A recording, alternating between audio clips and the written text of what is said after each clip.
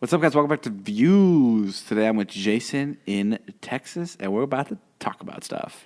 Are you excited about any movies coming out? No. Yeah, me neither. All right, dope. Let's roll the intro music.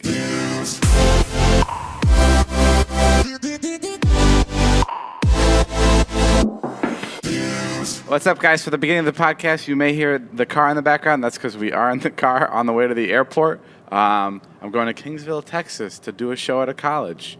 On the move, David. On the move. Natalie here is coughing. She's having slight panic attacks this morning. Who would have thought at 46-year-old I'd be in the car with a bunch of 20-year-olds going to a podunk town in the middle of bumblefuck nowhere? Yeah, that is crazy. Before I picked you up, I thought you were going to be in a bad mood, and I prepared all these things. I'm going to tell him to be grateful about all of these things. But then you were in a pretty good mood, so I just kind of canned it. As soon as I got the coffee in me, I turned into the heroin addict that I am, and I was like, ding! And yeah. it all turned around because I was. Jason grumpy. called us last night saying he couldn't make it because he was coughing up fluids. I don't know if he was being serious. And he's saying, we just asked him, we're like, why are you so sick? And he goes, I've been working out a lot and going out into the sun a lot, which almost doesn't make sense because that's like what a normal person does. It's literally exercise and walking outside. No, I'm like really stressing my heart and my body. I'm like sprinting. No, I think you have you have a condition developing, and you're gonna ignore it until it's too late.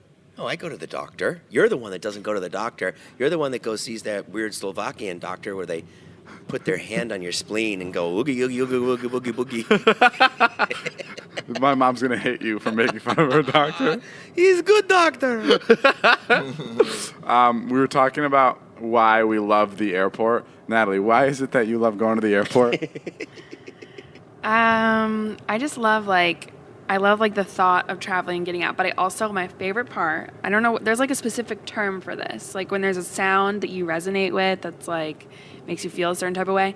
But when I have like my rolly suitcase and I'm rolling it over the different like tiles in the airport, and it's like and it's just rolling. It's just like I love that sound.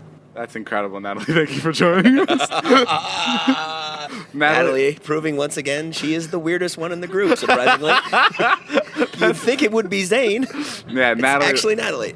I was also saying I love the airport. My friends and I used to go there, and we would ride the train because we couldn't actually buy a ticket, and we would just sit at the airport. And we'd go to each other and be like, how fucking crazy would it be if we fucking took off right now, went to a random city? But we never took off because we didn't have any money with us or even our IDs. I always wanted to fly when I was little, but we were too poor. Yeah. Kids would always go to Florida from Boston and break. And be like, we went to Florida. And I'd be like, oh, man, that sounds great. And now I fly all the time, and it sucks. The first time I flew into L.A., this is just a story because I'm looking at Jack in the Box. I had to use the bathroom. And I didn't know where, so I had to use the bathroom of a Jack in the Box.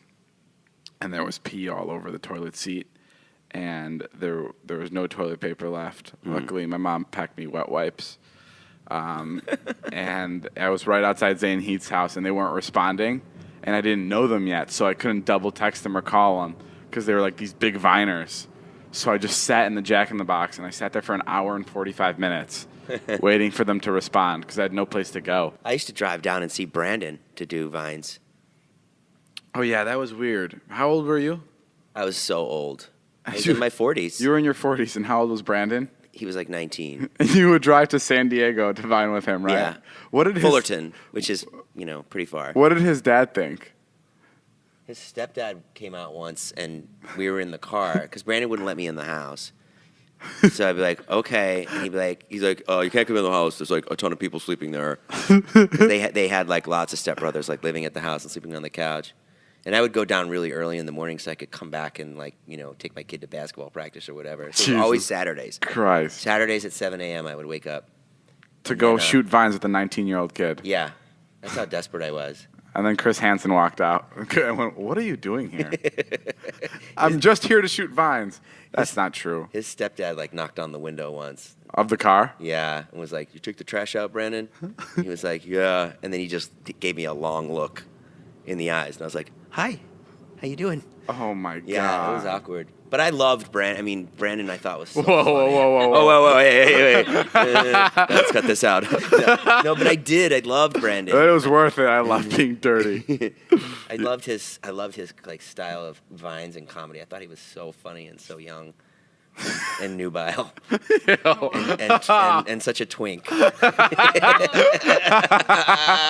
I would bring him Twinkies to kind of pass the message that I thought he was sexy, but he never got it. Yeah, that's weird hanging out with a 19-year-old boy. I hung out with you when you were 20, you dumb fuck. I know, but I lived out on my own. It's like weird going to visit someone at their family's home. Yeah, he never let me in the house again. Yeah. All the vines, if you ever go back and watch them, they're on the street or in the car.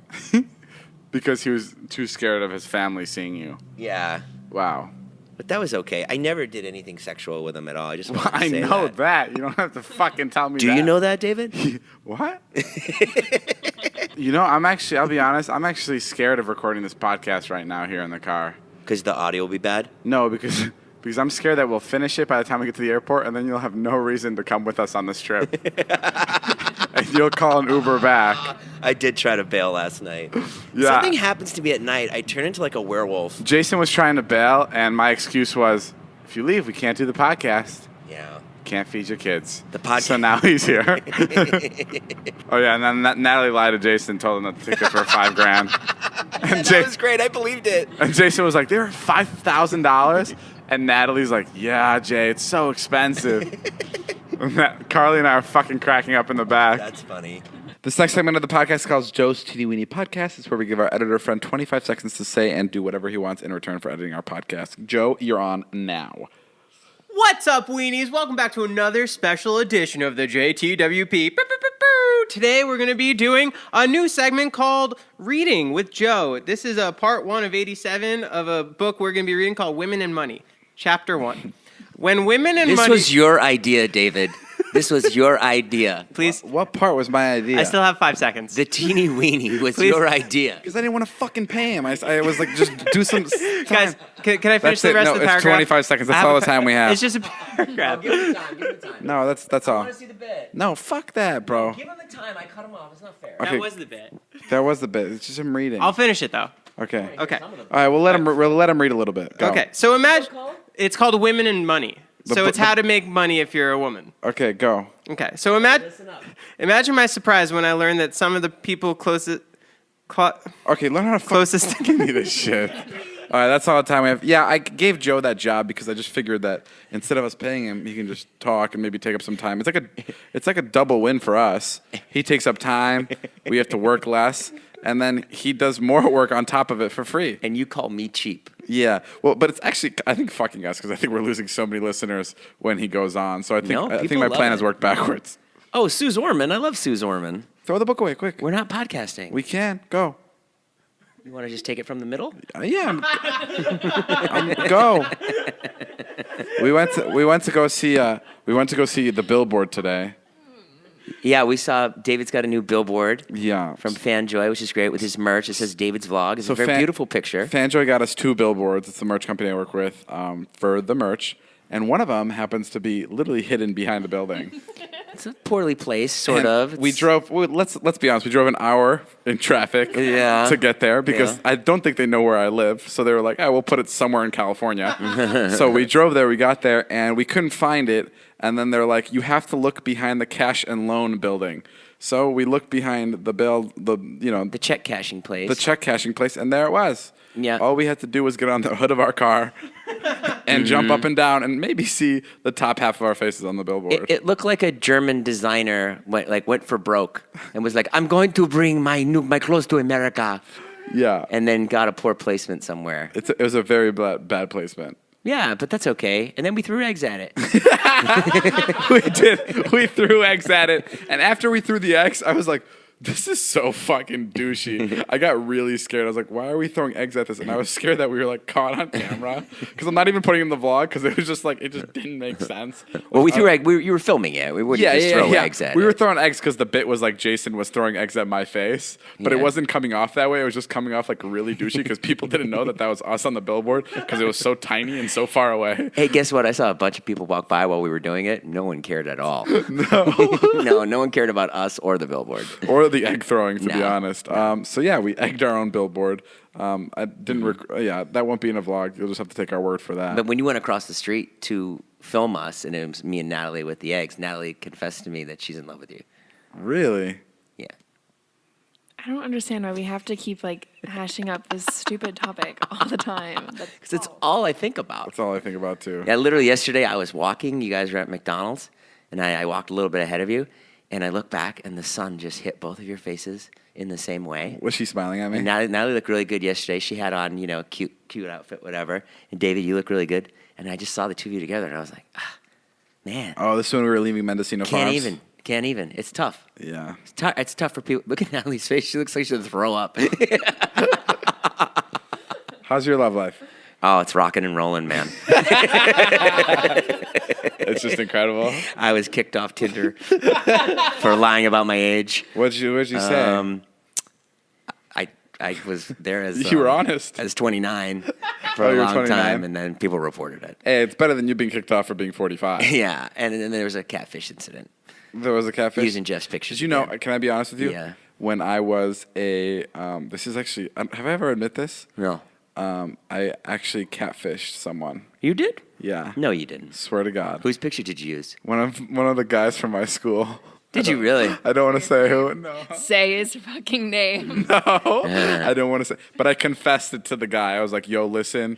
In 7th grade, I totally used your picture to catfish What were you someone. doing on Tinder in 7th grade? It was not Tinder. It was like some weird like chat thing. Uh-huh. And I was talking to this girl for fucking 2 weeks. I'm being dead serious. I was in like the 6th or 7th grade, and like I was like falling in love with this chick, and I was like, I felt so bad because I'm like, this isn't fucking me.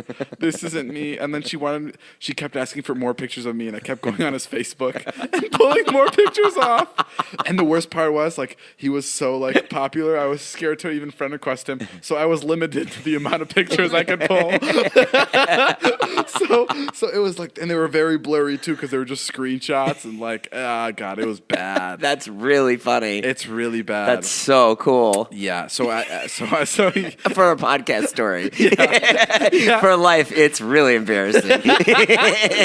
yeah, I mean, I was very young, and I was very nerdy, and I wasn't even doing it to for anything. I was just doing it to for conversation. But like it got to a serious point where like I was talking to this girl too often. Yeah. And yeah, it was bad. It was bad. I'm How'd you leave actually it with very her? embarrassed thinking about it. How'd you leave it with her? Well, I told her the truth. I was like, hey, listen, I'm using my friend's pictures. Over chat? Yeah, over chat. You never talked to her on the phone? No, never. Oh, wow. I was like, I'm using my friend's pictures. I would love to keep talking to you. What'd she say? She said, no, she said, I appreciate your honesty. Oh, I think she did. Yeah, I think she asked for my real picture, but I was too scared to send it, so I sent her another one of my friends. Compulsive liar. And then I went another 2 weeks and was like, you know what? That wasn't me either. No. I think she was like, I appreciate the honesty, and I thought she was going to talk to me, but she didn't. Yeah, so moral of the story is keep catfishing. Never fucking admit. I'm done with dating. I don't think I'm going to have anyone else in my life now. Yeah, I mean, What's the point? I can't believe I just admit that. I'm still kind of like, that's letting me. I think when you admit stuff like under the age of 15, you're good. Okay, good. 'Cause And I you're- totally lied about how old I was too. I was fucking 22. Oh, also I And jerked used a off in picture my of mouth. Todd. What? Oh, also I jerked off in my friend Mark's mouth when I was 14. We're good, right? No, but yeah. Okay, yeah. I'm glad I got that off my chest. Wait, but now, like, without the microphone, who was it? Okay, I'm gonna tell you, and you can react. Okay. Ew. He's like not cute. But he was in the 6th grade. Remember?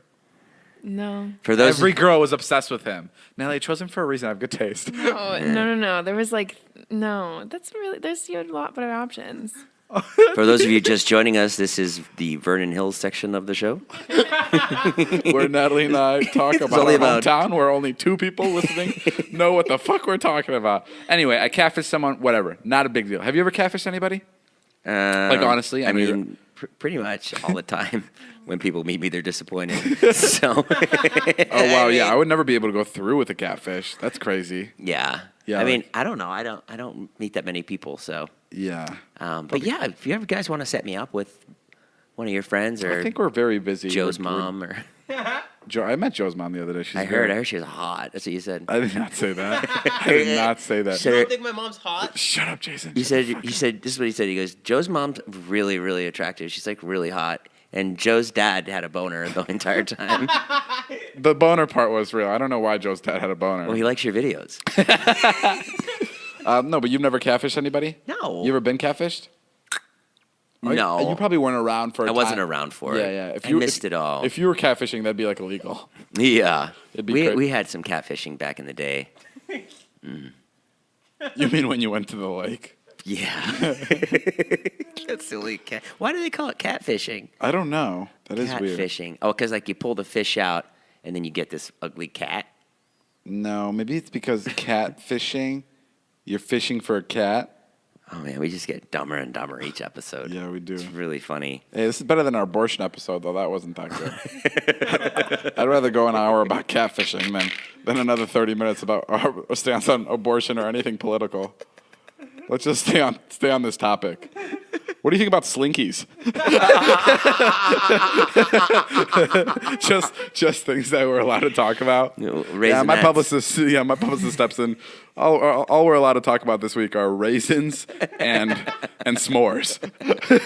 Well, here we go. That's the only thing we're allowed to give our What's your opinion favorite on kind now, of just so we raisins? don't get in trouble and sound like idiots. I just looked up the meaning of catfishing and what. Oh yeah, What tell is us it? that.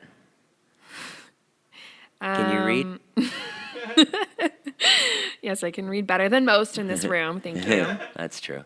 The term catfish comes from fishermen putting sea catfish in with the cod to nip at their tails and keep them active. So it's like you're baiting someone to keep the conversation going, keeping that relationship active. What else you been up to? You been down to the clubs at all? Transition? What? You been down to the clubs at all? No, I haven't been in the club in a while. Stand-up clubs? Oh, I thought you were talking about the club. I was. Clubs? Yeah, no, I haven't. We went Yeah. to Saddle Ranch the other How is day. Saddle Ranch? It's good. They know you there, huh? I like when you pull in there. Why? Because the guy comes out and he likes you.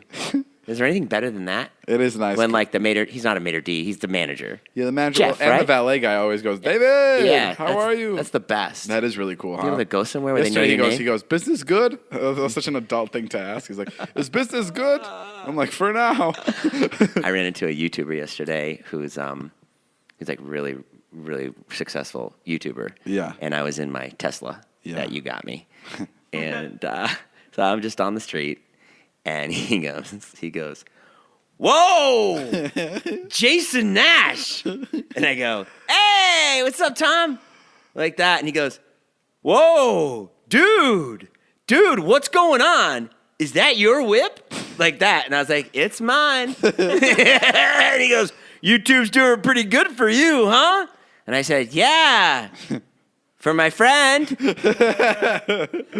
Natalie and I made a TikTok video the other day. So TikTok is like taking over. It's like this new app. So Natalie and I made a video. Basically, it was like a cute girl and boy best friends do it, and it almost like makes it seem like you're dating, and like people love that on TikTok. Mm-hmm. So we posted that, and it got 17 million views. Wow. Isn't that fucking ridiculous? 17 million views, 3 million likes. Oh my God. That's insane. So right after that, naturally, I asked Natalie if she'd marry me. Yeah. No, but that's insane. Yeah, people slept on TikTok for a while. I was one of the first people to like. I know you weren't. Yes, I was. No, you talk shit on it forever. No, I was not. I was one of the first people to. Okay, was I not, Natalie? You weren't on it though. I wasn't. You didn't on get it. on it until people were on it. No. Well, yeah. You weren't like, you didn't find it and you're like, guys, check out this app. And everyone's like, David, you're stupid. And you're like, it's going to be something. No. I was like, well, because at first it was like Musically, and then it kind of went downhill. Right. But then they rebranded, and people weren't giving them a second chance. Right. But then I'm talking about in our friend group. Okay. And then in our friend group, I was like, guys, seriously try TikTok. And now all our friends are obsessed with it. Okay. I heard you created water too. I was going to say. That sounds like such a tool. Seriously, I liked it I liked it before it was cool. I listened to Tame Impala 25 years ago. In the womb. My mom was playing Tame Impala to me. What's your favorite item from the Stitch Fix box, Jason? Probably these hip Adidas shoes they sent me. What do they do? I put them on and I felt like I had my whole life ahead of me. Wow, deceiving. Stitch Fix is an online personal styling service that finds and delivers clothes, shoes, and accessories to fit your body, budget, and lifestyle. Just go to stitchfix.com/views and tell them your sizes, what sizes you like, and how much you want to spend on each item. I meant to say what styles you like. You'll be paired with your very own personal stylist who will handpick 5 items to send right to your door. I had a personal stylist the other day actually come into my house. I saw. She brought nothing but black clothes. It was very expensive, so I highly recommend Stitch Fix. It was like I think I said this on the podcast. It was a couple $1,000s of clothes. Yeah. And then you choose what you want, and she returns the rest. But it's like really scary. It's just like Stitch Fix. It's just like Stitch You Fix. send back what you don't want, and you return the rest. But no human interaction. No one's coming to your house, so you don't get nervous. You try them on, pay only for what you love, and return the rest. Did you get nervous when your stylist came to the house? Very extremely. What went through your mind? Well, it's like someone else dressing you. So You feel like a baby. I feel like a baby. Like, she's buttoning my pants, buttoning my shirt. Like, I even felt like a 3-year-old. Stitch Fix doesn't make you feel like a baby. There's no subscription required. You can sign up to receive scheduled shipments or get your fix whenever you want. Stitch Fix styling fee is only $20, which is applied toward anything that you keep from your shipment. Get started now at stitchfix.com/views, and you'll get an extra 25% off when you keep all five items in your box. That's stitchfix.com/views. To get started today, stitchfix.com/views. When you were starting out and you wanted to be a YouTuber, did you ever think about, one day I'll have a stylist?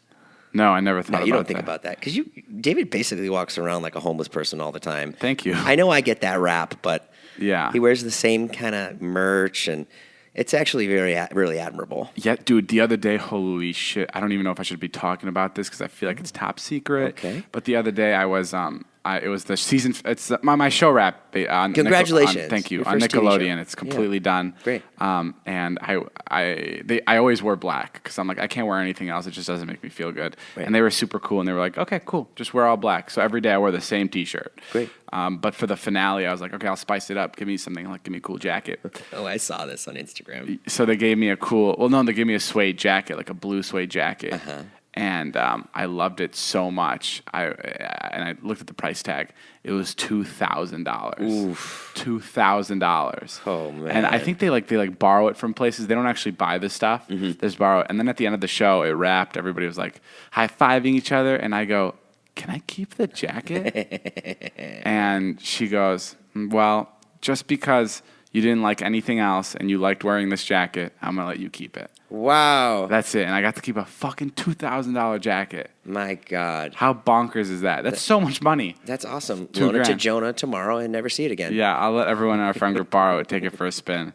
No, that was the best. We shot with Tom Kenny the other day, which is SpongeBob SquarePants. Yeah, he's the voice of SpongeBob.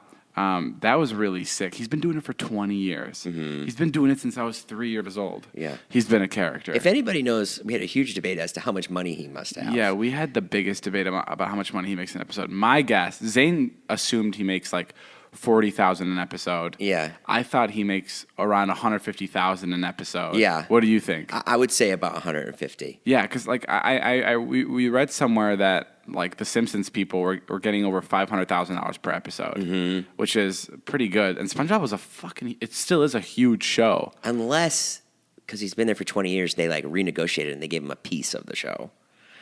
So they gave him less? No, more. Like if you had a piece of a show, then you're getting Well, that's what I'm paid. saying. Yeah. Every okay. episode, you're getting producer fees. And Yeah, but I don't think people understand how like voiceover work is so much money. Like if you're in the right spot, like that's like they're literally- pretty rare though. Yeah. Those jobs. It's like Simpsons, SpongeBob, King of the Hill. Yeah, but it's also Family rare to Guy. be a huge actor. Do you know what I mean? It's also what? It's also rare to be like a huge actor that gets. Like, That's true. Any job in entertainment. But actors is get rare. paid more than VO actors. Yeah, but actors have to be hours in hair and makeup. They have to study lines. That's true. When you're a cartoon person, you don't even have to study lines. You just read that shit as you go. You show up in your pajamas. Like that's fucking. I think it's the best job in the world. Yeah. I don't think there's anything better than it. I don't think there's anything easier and more fun than being a voiceover actor. It was cool watching him slide in and out of voices. Yeah. He did like the French guy, then he would do SpongeBob. He did Gary. I went to a Simpsons table read once, and just to watch the guy who does Homer, it was like unreal. Why'd you go to a table read? I had a friend that was a writer there, and he was like, "You want to come to a table read?" I was like, "Yeah, sure. Simpsons, why not? I'll check it out." And as he's doing the read, he's doing it in the voice. Yeah, it's crazy. He's like, "Oh, hello there, Marge." It's like right into Homer, spot on, loud, projecting, and nothing like his normal voice. His name is Dan Castellaneta, something like that, and he's like, That's crazy. he just nails Weren't you Homer. on The Simpsons? I was on The Simpsons in the Boston episode. Wow. I had a good 3 or 4 lines. Did you get paid a lot? No, I probably got paid like $1,000 and then some residuals. Which is still really crazy. It's great. $1,000 to voice a voice a cartoon. To go in for 20 minutes. I always get surprised like when I first started doing this thing, like when like Tosh.0 wanted to like use my clip on YouTube or on their show, they reach out and they go, "Here, can we use your clip? This is how much we can pay you." Yeah. I was always so confused. I was like, "Why the fuck are you gonna pay me?" Yeah. What do you mean? You're Tosh.0. Take the entire fucking clip. Yeah. That's incredible. Yeah. And like when anybody wants to use anything of yours, they have to pay you. Right. Like I always thought that like if the Super Bowl wants to use Kesha's music, like they have to pay her. Mm-hmm. I don't know why. I always thought that was insane. But right. Now I guess maybe I'm just used to it and accustomed to it and it makes sense. But like back then I was like, no, if you want to use anything of mine during the Super Bowl, please just take it. Yeah, but because publishing's become such a big part of their earnings now because no one buys albums anymore. Yeah, YouTube publishing. Don't they say that like all the money's in the writing? Yeah, I don't know how. Like it works. Sia wrote all those songs for Rihanna. Well, it's also, and that's why she's rich. It's also interesting because I was trying to get a YouTube I have a song that I was trying to get like cleared for my YouTube channel. I think it's my intro song, and I can't get it cleared because it's owned by like 10 different people. Oh. So I have to go to Universal Music. Then I have to go to Sony because they each own 50% of it. And then I have to go to someone else. And I have to get approval from every person. Or in this case, I would have to pay one of the people off. So I'd have to give them, like they wanted like $1,000 per vlog just so I can use this intro song. And then another person wanted another $3,000 for the song. So it's like in total, it's going to cost me like $30,000 for me to use 4 seconds of a song for my intro on my YouTube video. So I was like, okay, I just won't get paid instead. So yeah, songs are so fucking insane to me. I know. I was in the studio with my friend Charlie Puth the other day. I was in the studio. And we just got so creative. We lit the incense and we opened up some canned water. Yeah, you and guys we are got crazy. after it, ordered some Postmates. Benny Blanco came in. It is crazy to see you hang out with Charlie Puth. It's incredible. Yeah. Yeah. I listen to Attention all the time now. Yeah. When that bass drops. It's crazy, like after you hang out with an artist, you think their music is the best music in the world. I'll be honest, never listened to Charlie. Sure. Before you introduced me to him. But now that's all you do. I'm literally going through all these old songs and I'm like, this is good too. Well, it was a little deep track from Charlie. Where have I been? Well, that's when you have when you have a personal connection with the artist, you go back and you listen to like I can't listen to like Kesha's entire album. I don't know. I keep referencing Sure. because like 3 songs are songs that I would love, but the rest are just like they're great songs, but they're just you know what I mean. You're not connected to them. They're not like hits, but like with like when you know the artist, you listen to every song and you'll be like, oh, I can imagine him doing this in the studio, Yeah. and how he made this sound like this. Who's this about? Yeah, who is this about? There was one song that he released that was a new song, and I was like, is that about this person? Does he get a lot of shit? Like, Yeah, do people like- just call him right away? Now that I know Charlie too, it's like every song that he makes. Like, if we talk shit on the podcast about one of our friends, we're going to hear about it. But with Charlie, it's like, that's even bigger platform. And if it's about, like, love or something, you pretty much know who it's about. Oh yeah, I was talking to an artist. I don't want to say her name, but she made an entire album. Basically, it was all about her ex and how her ex ruined her entire life. Oh, boy. And she was just saying she had to call her ex and she had to go and she had to be like, hey, I have an album. It's coming out in 2 days. It eviscerates you. It is about you. I'm gonna. It's a lot of my feelings are in it. It may make you feel some type of way. Like it make you sad. But yeah, she had to like call her and warn her. Could you imagine getting that call? Hey, so like imagine like you're dating fucking Selena Gomez, and then she calls you and she goes, yeah, so I'm just gonna put you on blast. I have a huge album and everything. I talk about your penis size. I talk about what a horrible lover you were. I talk about your hairy ass. Everything is in this song, and you're just like, okay. What'd the person say? I don't know. I think she was just. I don't remember what she said. But Hopefully I think, they're narcissistic enough to love it. yeah. You know? You wrote an entire album about me? No one really has time to go to the post office, Jay. You're busy. Who's got time for all that traffic, parking, lugging all your mail and packages? It's a real hassle. That's why you need Stamps.com, one of the most popular time-saving tools for small businesses. Stamps.com eliminates trips to the post office and saves you money with discounts that you can't even get at the post office. Stamps.com brings all the amazing services of the U.S. Post Office right to your computer. Whether you're a small office sending invoices, an online seller shipping out products, or even a warehouse sending thousands of packages a day, Stamps.com can handle it all with ease. Simply use your computer to print official U.S. postage 24/7 for any letter, any package, any class of mail, anywhere you want to send. Once your mail is ready, just hand it to your mail carrier or drop it in a mailbox. It's that simple. Wow, this is pretty nuts, actually. What I've been doing is I've been mailing my email to make sure that it gets there. Yes. Yeah. I don't know what you're saying. So I print all my emails and then you double send it. I physically send them, yeah. So you make sure, okay. And that's good. where Stamps comes in handy for me. With Stamps.com, you could get 5 cents off every first-class stamp and up to 40% off priority mail. Stamps.com is a no-brainer, saving you time and money. It's no wonder over 700,000 small businesses already use Stamps.com. Right now, our listeners get a special offer that includes a 4-week trial plus free postage and a digital scale without any long-term commitment. Just go to Stamps.com, click on the microphone at the top of the homepage, and type in views. That's Stamps.com. Enter views. Hey, have you ever keep a diary? No. Have you ever written anything? No, not for my feelings. I've written letters.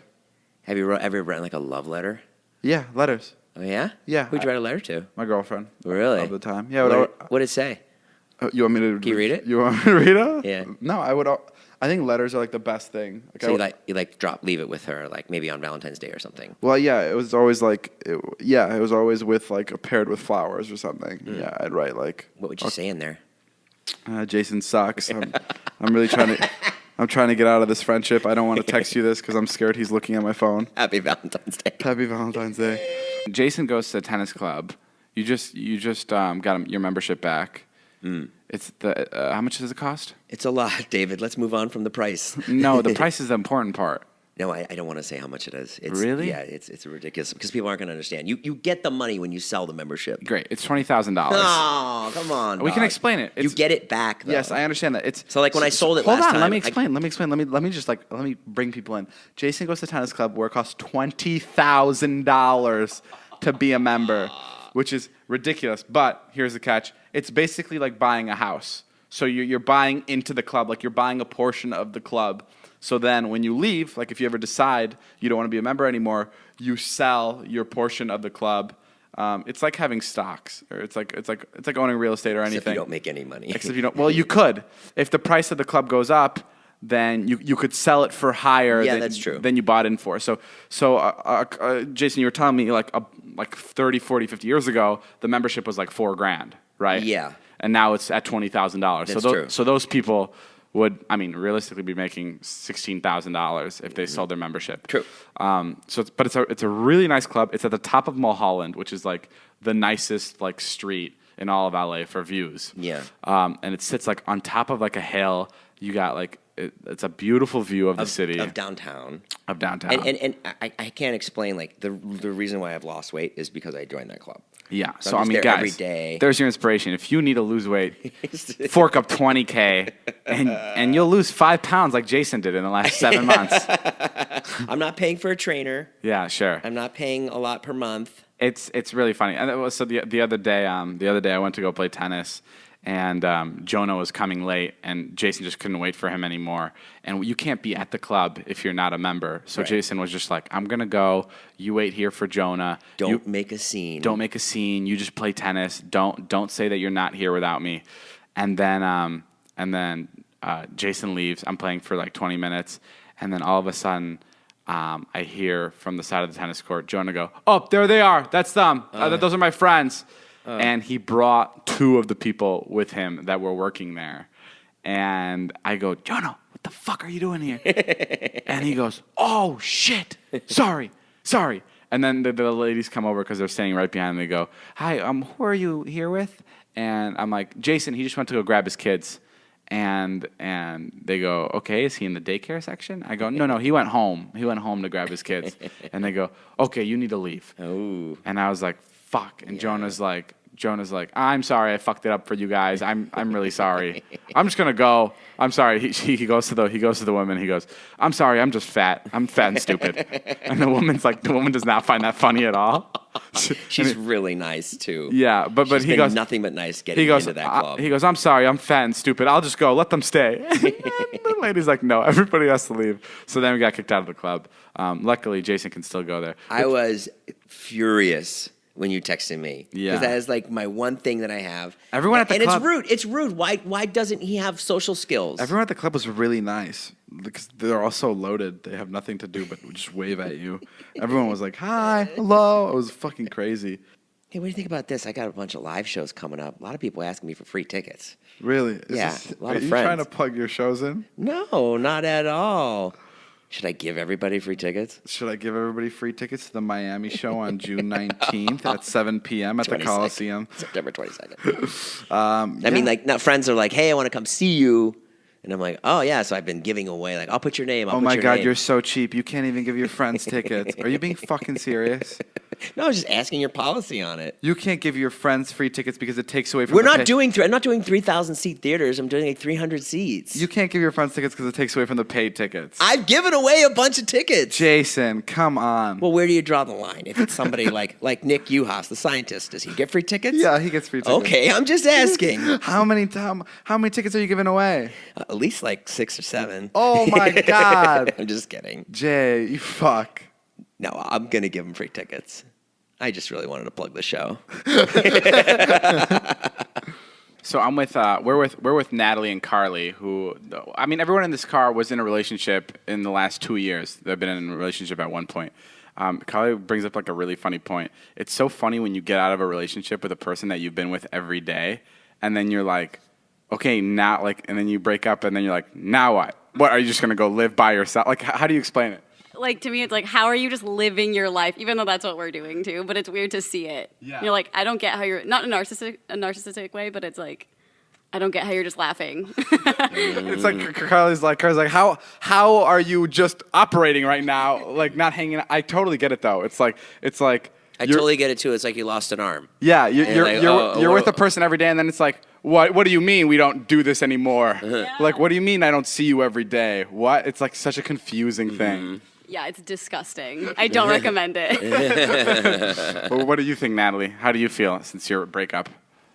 I mean, I feel the same way. I feel like, especially because like mine was long distance. Like I don't live in the same state as him, so I feel like it's even more so like, oh, you just don't exist. Like you just don't exist. It's so anymore. weird. It's so Someone can weird. be like such a big part of your life, and then it's like, okay, I'll see you later. And it's like I'll see you later. Never again. What about you, Jay? What are your? This is just like sorrow hour. All right. What else, Jay? I think when you get in the bed alone, and then you actually turn and you say something, and then there's no one there. Whoa, that's fucking never happened to me. That's really scary. Wait, that's another thing. Like being in a relationship for a really long time, I always had like a side of the bed, and even when I first moved to LA, like I always slept on one side of the bed. But now that I don't have somebody there, I just like I'm on any side of the bed. Like sometimes I'll sleep on the left, sometimes I'll sleep on the right, which is like not Interesting. a very insignificant thing. But Even when I was in a relationship, I would always just sleep in the middle. I'm not surprised. Because I'm an asshole. I would just spread my arms and legs, and I would just be in the middle. So not much has changed. But it is hard. Like we work so hard that no one to share it with, really. Like how do you? I have my kids at least. Yeah, I guess you're right. I don't know. It is a really weird Or thing. what do you do when something good happens? Who do you tell? Yeah, I guess that was kind of the toughest part, is like when good things would happen. Yeah. And you just have to tell your other friends that like aren't as close to you, and like you wouldn't care about their reaction as much. I tell my ex-wife the good things, and she's like, "Why are you telling me this?" All right, guys. Well, that's all the time we have for today's podcast. What already? How can you do this to the people? I know, but David, you've got to give them a little bit more. there'll be another podcast next week. That's right. We put out Same videos. Same amazing duo. Find us on Instagram. Find us on Twitter. Go buy our merch. Go see me live September 7th in San Everything's Diego. available. Well, Why do you cut me off when I plug my show? Did you hear that? You You're- slid under. You plugged it in earlier. I didn't give any dates or times or what I'm going to be doing. We have a new billboard for my vlog and my merch out. Go check it out. Go David check it hates out. You probably won't be able to fucking find it because my merch company thought it'd be great to hide it behind a building. Go to my pop-up this weekend, Century City Mall in L.A. Free. Ooh, that sounds like fun. Yeah, it's gonna be a blast. I'm gonna go out and I'm gonna It's nice when crowd surf. You're gonna crowd surf. Yeah, through all the people. I hope the 3 people can hold you up. I hope the 3 people that come will be able to support you. Those 3 guys that are play for Sherman Oaks high school football team. Make sure you come because I'm gonna need you to lift me. All right, guys. Thank you, guys. We'll see you later. My name is Jeff. Bye.